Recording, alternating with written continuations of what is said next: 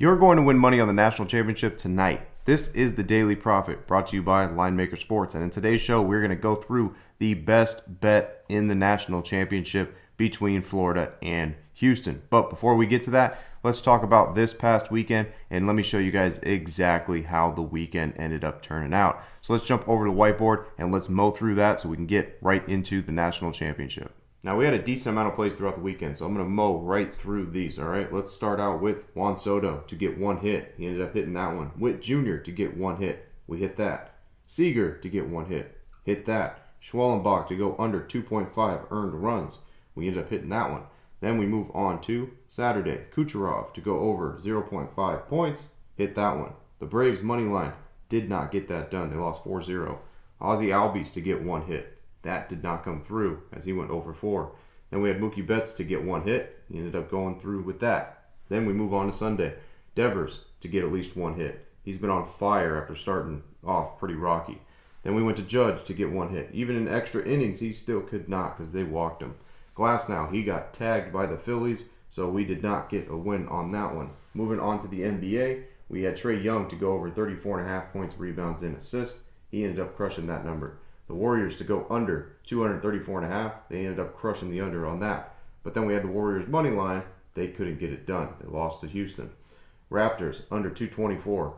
This looked like a win the whole entire way until the fourth quarter where they scored 80 points combined to give us the L by 5 points. Then we had Toyota to win. Denny Hamlin ended up getting that done for us in NASCAR. Then to the Linemaker AI plays on the fourth, we had Ozuna to get a hit. He ended up hitting that one. And Lindor to get a hit. He ended up getting that one, which brought us to a total of 12-6 over the weekend. Now, for the odds purposes and mixing in the odds, gave us around pretty much even to a little bit of profit, not too much. But we're coming off a heater where we won like 15 straight games if you guys were a part of all of our stuff. So that's what's going to happen. Not going to win 100% of the time, but guess what? It will even out and we will get right back on a streak again. Now let's go ahead and jump into the national championship for tonight and discuss exactly what could possibly happen in tonight's game and how you can actually make money betting in tonight's game. All right, so let's go ahead and talk about tonight's game. We are going to write down both teams here and we're going to go through and compare where the other one might be vulnerable. So let's start with the offenses first. All right, offenses, we got Houston, which is 22nd in offense, and Florida, which is 3rd in offense. Now, what about defense? Well, we know Houston is the best defense in the nation. What about Florida?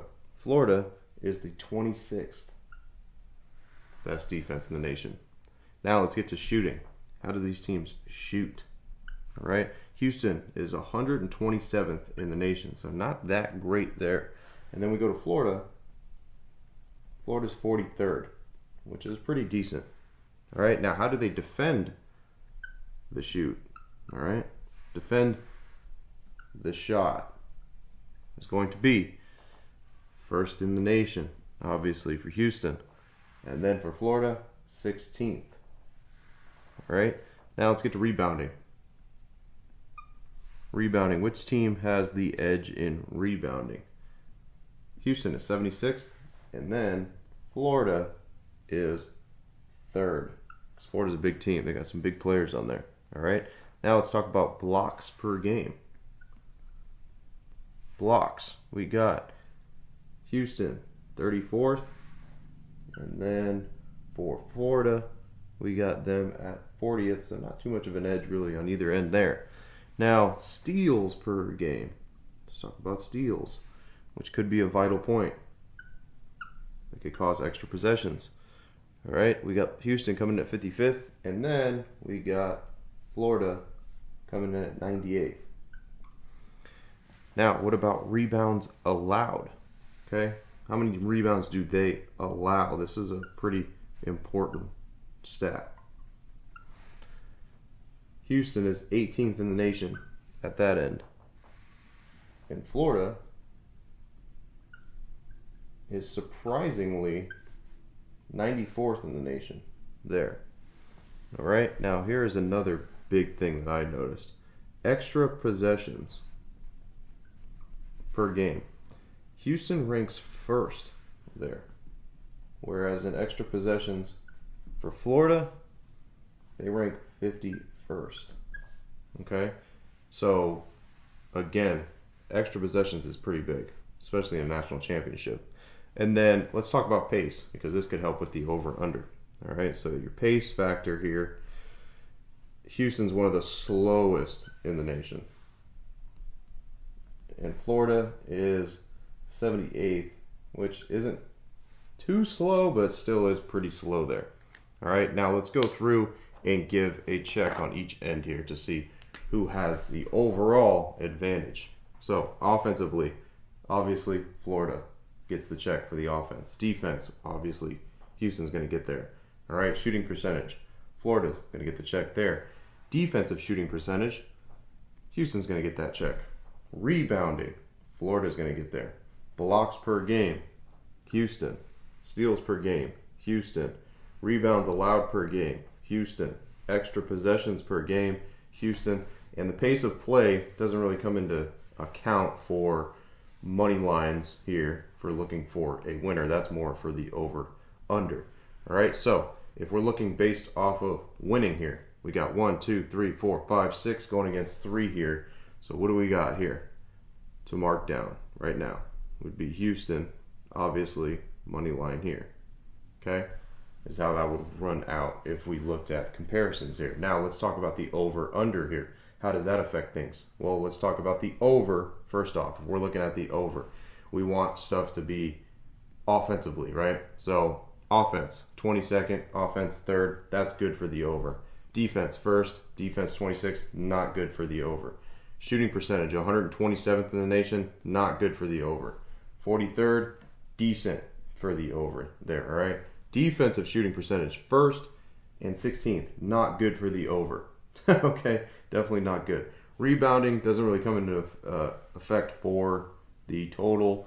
Blocks, that kind of does because it's more defensively. So 34th in the nation and 40th in the nation in blocks means that that ball does not get in the bucket. So that favors the under there. Steals doesn't really come into account for the totals. Rebounds allowed, not really. Extra possessions kind of comes into account for the total because then they can get extra buckets, which would cause it to lean towards the over with that. So extra possessions here for Houston means that they had more chances to get it in the bucket, which could favor the over or whatnot. Pace of play, obviously if you're looking at the over, you want fast pace. This is not fast paced. Okay, so based off of looking at that comparison for totals, we had more stuff leaning towards the under than we would for the over, correct? Because if we go through, defensive-wise, they're great. Shooting percentage, they're not that great. Defensive shooting percentage, they are great. Pace of play is very slow. The blocks per game is pretty decent on both ends. So more or less, we would favor the under in this game. Okay? Now, here's the thing. Most of the time, you have to adjust that total. Reason why is because they are very good in national championship games at getting it right down to exactly what that number is going to be. So the best thing that you could do here for the under in this game is to alt this number and get it under 148.5. All right, it's at like 141 now. If you adjust it that much and you're going to get that line at like minus 220, guess what? You have a huge advantage there because now you got 7 points of a differential from what that number is that everybody's going to be betting tonight, which most likely it will come down to a couple buckets here and there to decide the total here and even the money line as well. But as we broke down everything in each angle, it looks to be Houston money line and the under for an alt there for tonight's national championship. Now, based off of what we just went over for tonight's national championship game, your best possibilities of being able to win is going to be Houston money line and the under alternate 148.5. Now, the best line for that I've seen right now currently is at DraftKings. So, if you guys want to get in on tonight's action, make sure you guys click the link down below as well, so that way you guys can join the team. If you guys are a part of the team already, make sure you let everybody know who is the winning team out there, because we are crushing it. Last month we were crushing it. We're crushing it right into this month. We are still going. All right, we had a little bit of a correction over the last day, but guess what? You keep moving along. That's just the way the game rolls. All right, you cannot, one more thing before I let everybody go.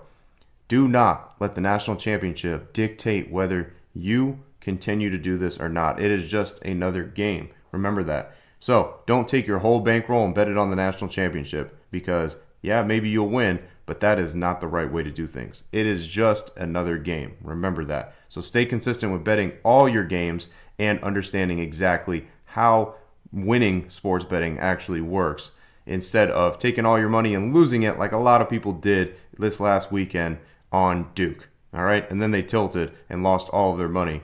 And for what reason? Just because they wanted to have money on a Final Four game and they thought Duke and Auburn were going to make it to the national championship. So make sure you guys stay disciplined, you stay consistent, and you understand what it takes to do this the correct way. And remember, if you have an edge, then every bet becomes a winning opportunity.